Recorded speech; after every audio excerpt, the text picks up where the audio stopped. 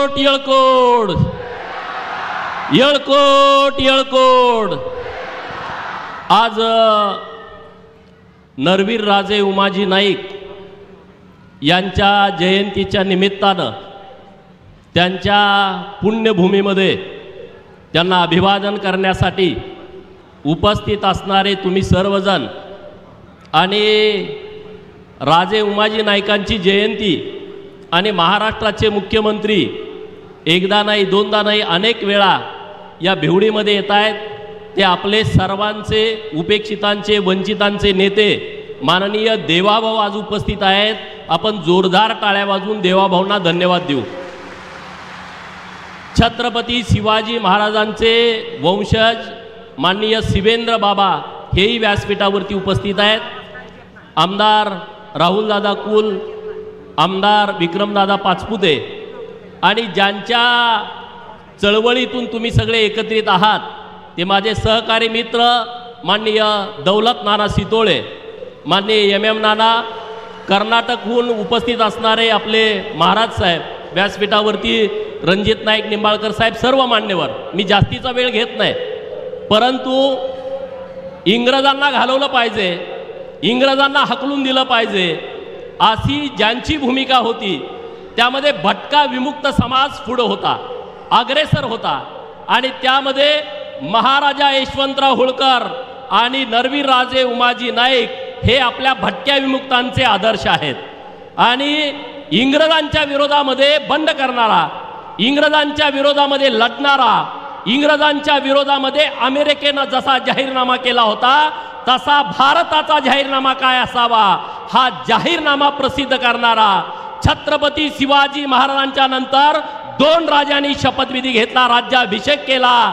त्यामध्ये होते महाराजा यशवंतराव होळकर आणि दुसरे राजे होते नरवीर राजे उमाजी नाईक, ज्यांनी स्वतःचा राज्याभिषेक करून घेतला।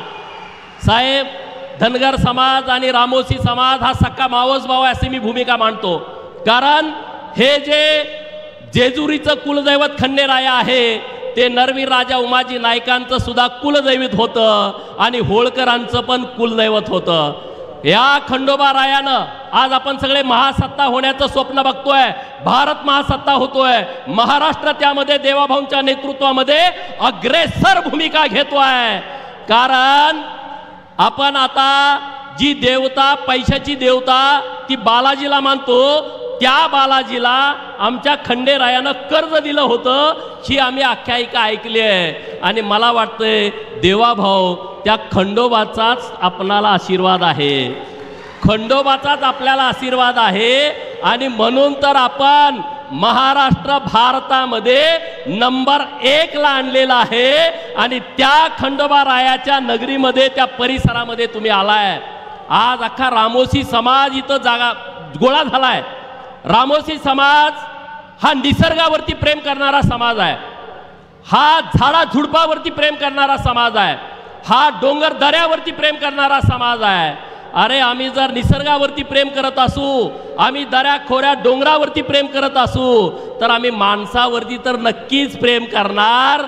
जिथं कुठं माणसाला अडचण येईल तिथं माझा रामोसी समाज मनगटाच्या जोरावरती त्यांना मदत करण्यासाठी नेहमी अग्रेसर असतो, नेहमी पुढे असतो। आणि त्यामुळं साहेब आम्ही इथं तर मी कॉलेजला असल्यापासून भिवडीला येतोय नरवीर राजे नाईक यांच्या जयंतीला, आणि त्या जयंतीचं स्वरूप एवढं मोठं होईल असं कधी स्वप्नात पण वाटत नव्हतं। परंतु दौलत नानांचा प्रयत्न आणि तुमची जी भूमिका आहे, या महाराष्ट्रामध्ये जे उपेक्षित राजे आहेत, जे वंचित समाजातून येणारे राजे आहेत आणि जे दुर्लक्षित आहेत, त्यांना न्याय देण्याची भूमिका जर या महाराष्ट्रामध्ये कुणी घेतली असेल तर त्या व्यक्तीचं नाव आहे माननीय देवाभाऊ। आज महाराष्ट्रामध्ये समाज एकमेकांच्या समोर उभे राहत आहेत। अरे हिंदुस्थान महत्वाचा आहे, हिंदू समाज महत्वाचा आहे, त्या हिंदू समाजामध्ये विभागणी करण्याची काही लोक प्रयत्न करतायत।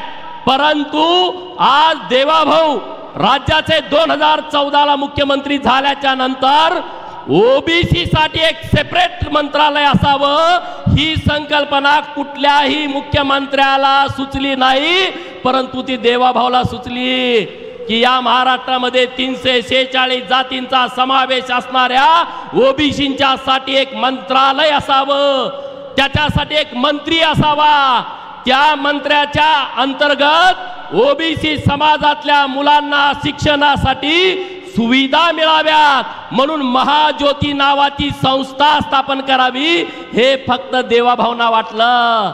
आज रामोशी समाजाची पोरं PSI झालेत, आज रामोशी समाजाची पोरं तहसीलदार झालेत, आज नंदीवाले जो नंदी बैलवाला समाजाचा पोरगा आहे त्यातला एक पोरगा महाज्योतीतून संधी घेऊन आज PSI झालाय, ह्याचं श्रेय साहेब आपल्याला जात आहे। 22 पोरं गेल्या वर्षी वैमानिक झाली। आम्ही जीप चालवली, आम्ही ST चालवतोय, आम्ही टॅक्सी चालवतोय, पण ओबीसीच्या पोरांना कधी वाटलं नव्हतं की आम्ही हवेत फिरणारं विमान चालवू। ते देवाभाऊ आपल्यामुळं शक्य झालं।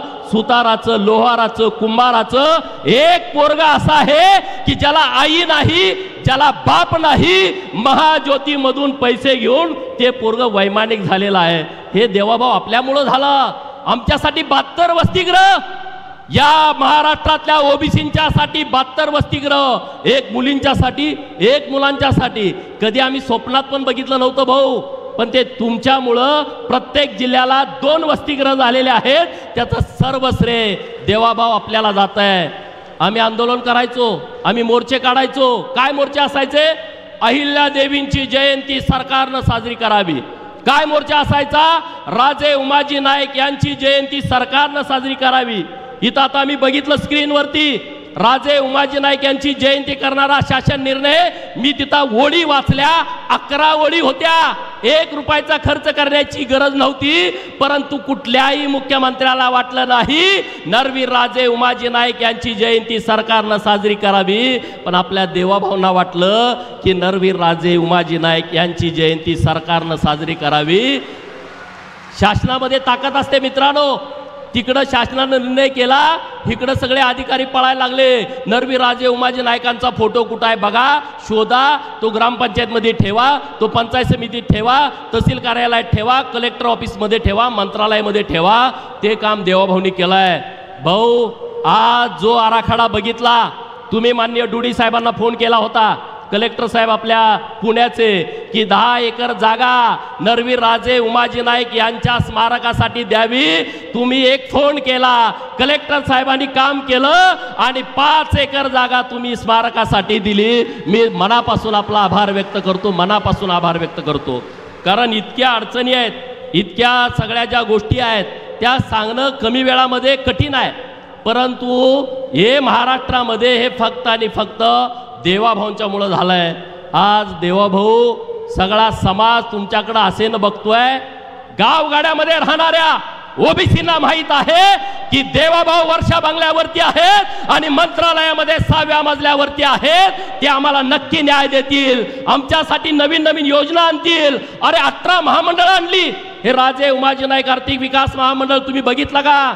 हा जो मंडप मारलेला आहे, असं 18 समाजासाठी महामंडळ एका वेळेस निर्माण करणारा मुख्यमंत्री आपल्या व्यासपीठावरती आहे। सोनारासाठी, सुतारासाठी, वडारांसाठी, रामोशीसाठी, जे सगळे नाथपंथी समाज आहेत, गडसी, डवरी, जे फिरस्ती समाज आहेत, या समाजासाठी महामंडळ हे कधी आम्ही स्वप्नात बघितलं नव्हतं। ते देवाभाऊंनी आपल्यासाठी केलेलं आहे आणि म्हणून मी देवाभाऊ तुम्हाला मनापासून धन्यवाद देतो। आज सगळा रामोशी समाज इथं एकत्रित आलाय।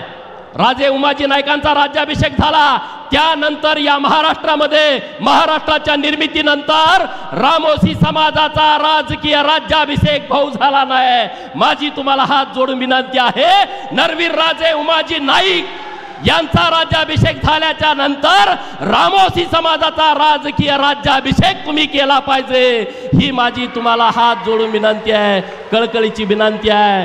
दौलत नाना त्या ताकदीनं लोकांमध्ये जात आहेत, काम करतायत, मेहनत घेत आहेत, लोकांच्याकडे समजावून सांगतायत, त्यांच्यावरती टीका होते, त्यांच्यावरती टिप्पणी होते। आमच्या बाजूला कर्नाटक राज्य आहे, तुम्ही मला ज्या मतदारसंघात उमेदवारी दिली तो कर्नाटकची बॉर्डर आहे, तिथं 21 आमदार रामोशी समाजाचे आहेत। प्रत्येक मंत्रिमंडळामध्ये रामोशी समाजाचे मंत्री असतात। मला विनंती करायची आहे की या समाजाला प्रतिनिधित्व हे आपल्याच नेतृत्वात मिळू शकतं, नाहीतर आम्हाला नेतृत्व मिळू शकत नाही। माझी तुम्हाला कळकळीची विनंती आहे भाऊ, आणि तुम्ही ती विनंती मान्य कराल अशी मला अपेक्षा आहे। आज समाजामध्ये ओबीसी समाज आणि मराठा समाजामध्ये वाद निर्माण करण्याचा प्रयत्न केला जातोय। मी तुम्हाला धन्यवाद देतो की तुम्ही सरसकट ओबीसी मधून मराठा समाजाला आरक्षण देणार नाही ही जी भूमिका मांडली होती ती भूमिकेवरती तुम्ही ठाम राहिला। मराठा समाजाला न्याय द्या, त्याबद्दल आमच्या मनामध्ये कुणाच्याही मनामध्ये दुमत नाही। ज्यांच्या कुणबी नोंदी आहेत त्यांना सर्टिफिकेट मिळालं पाहिजे हा शासन निर्णय आहे, परंतु मराठा समाजाला न्याय देताना ओबीसी वरती अन्याय झाला नाही पाहिजे ही सगळ्या लोकांची भावना आहे। आणि तुम्ही मुख्यमंत्री असल्या कारणानं अन्याय होणार नाही हे सगळ्या लोकांच्या मनामध्ये आहे, आणि त्यामुळे कुठली अडचण नाही। आज नरवीर राजे उमाजी नाईकांच्या भिवडी गावामध्ये आलाय, पुढच्या वर्षी तुम्ही स्मारकाच्या उद्घाटनाला याल। आपल्याच नेतृत्वामध्ये बानुरगड जे बहिर्जी राजांचं छत्रपती शिवाजी महाराजांचा तिसरा डोळा, छत्रपती शिवाजी महाराजांचा तिसरा डोळा बहिर्जी नाईक राजांचं स्मारक जर कुणामुळे होत असेल तर ते फक्त आणि फक्त देवाभाऊंच्यामुळे होत आहे, आणि ते पण विरोधी पक्षात असताना, सरकार असताना नाही। देवाभाऊंनी आदेश दिले की तिथं स्मारक झालं पाहिजे, देवाभाऊंनी स्वतः त्याचं भूमिपूजन केलं, व्हर्च्युअल केलं मुंबईमधून, आणि आज त्या स्मारकाचं भाऊ काम सुरू आहे। म्हणजे इतक्या चांगल्या पद्धतीनं, इतक्या चांगल्या जे डिझाईन केलेले आहेत ज्या बानुरगडच्या स्मारकाची किंवा आता राजे उमाजी नाईकांच्या स्मारकाचं जे डिझाईन केलं आहे ते डिझाईन माननीय देवाभाऊंच्या नेतृत्वामध्ये नक्की परिपूर्ण होईल, आणि देवाभाऊंच्या नेतृत्वातच आपल्या सर्वांना न्याय मिळेल। आपल्या सर्वांची जबाबदारी आहे, आपल्या सगळ्यांचं कर्तव्य आहे, कारण हे सगळे भटके विमुक्त आहेत जे रस्त्यावरती आज फिरतायत, पालामध्ये लोक राहत आहेत। हे 15 ऑगस्ट 1947 ला देश स्वतंत्र झाला, परंतु आपल्याला स्वतंत्र मिळाला 31 ऑगस्ट 1952 ला, म्हणजे 5 वर्ष 16 दिवसानंतर या देशातल्या भटके विमुक्तांना स्वतंत्र मिळालाय। भटके विमुक्तांच्या कपाळावरती गुन्हेगारीचा शिक्का इंग्रजांनी मारला, त्यांना भीती होती की लढाई करणारे आहेत हे आपल्या विरोधामध्ये ताकदीने एकत्र येतील। आज त्या सगळ्या भटके विमुक्तांना न्याय देण्याची जबाबदारी देवाभाऊंनी खांद्यावरती घेतलेली आहे। आपल्या सर्वांची जबाबदारी आहे देवाभाऊंचं संरक्षण करणं। जसं गडाच्या संरक्षणाला रामोशी समाजावरती शिवाजी राजांनी विश्वास ठेवला होता, तसा तुम्ही विश्वास आमच्या सगळ्या बहुजनांच्या वरती ठेवा।